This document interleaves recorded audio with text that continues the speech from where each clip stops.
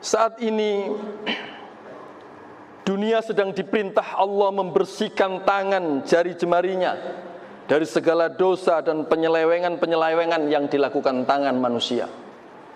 Berapa banyak perjanjian-perjanjian bohong yang menyengsarakan dunia.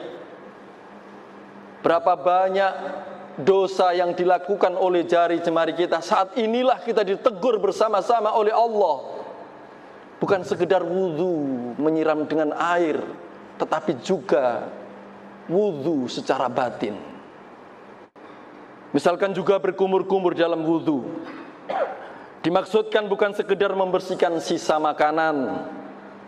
Lebih dari itu adalah agar kita lebih serius menjaga lisan kita.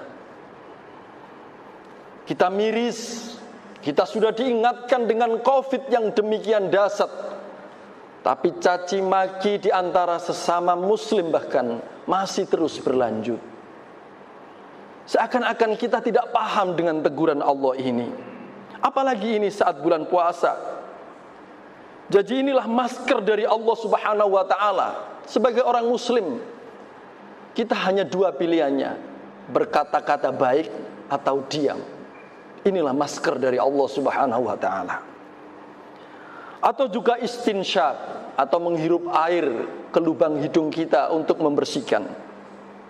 Kaum muslimin rahimakumullah, ternyata dari hasil penelitian, saat kita bangun tidur, kita bisa cek apakah saluran nafas dari kedua hidung kita itu berjalan seimbang atau ada yang salah satu tersumbat. Kata para ahli kesehatan, jika lubang hidung itu nafasnya masih berjalan seimbang, maka insya Allah kondisi suhu badan kita dalam kondisi normal juga. Ini semacam termogan yang sudah diberikan Allah kepada kita. Jika mampat, maka perlu kita lakukan istinsak secara sempurna. Namun khusus di bulan Ramadan ini, saat istinsak kita perlu hati-hati. Mungkin hanya dengan mengambil air, tidak perlu dihirup, tetapi kemudian airnya dimasukkan ke lubang hidung untuk dibersihkan. Atau di dalam wudhu itu kita membasuh wajah. Wajah itu di dalam bahasa Arab bermakna juga wujuh atau kepribadian. Kepribadian kita ini harus kita wudhoni. Dan masih banyak lagi hikmah lain dalam adzan, dalam sholat, dalam wirid setelah sholat dan lain-lain. Singkat kata, jangan sampai sudah ada musibah, sudah ada ujian sebesar ini, tapi kita tidak berbenah diri. Khawatir kita ini masuk dalam singgungan Allah terkait dengan watak orang kafir, orang yang tidak beriman. Orang kafir itu wasawa'un 'alaihim a'andartahum am lam tunzirhum la yu'minun.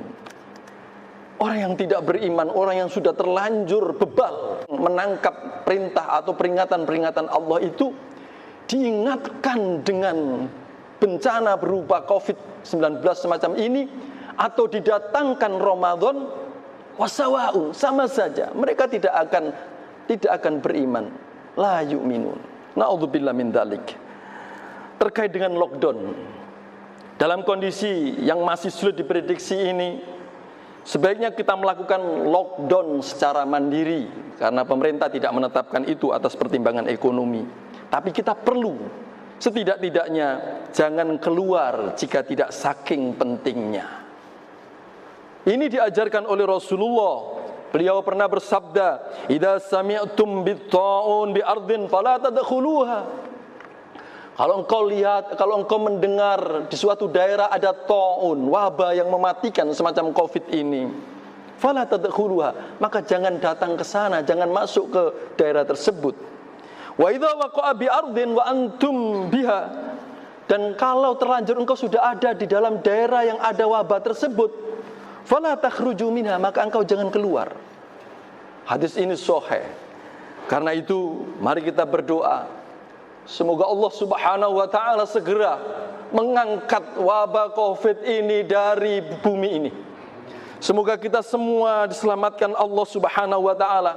Adanya ujian ini semoga memotivasi kita untuk lebih serius dalam bertaubat, tidak sekedar beristighfar.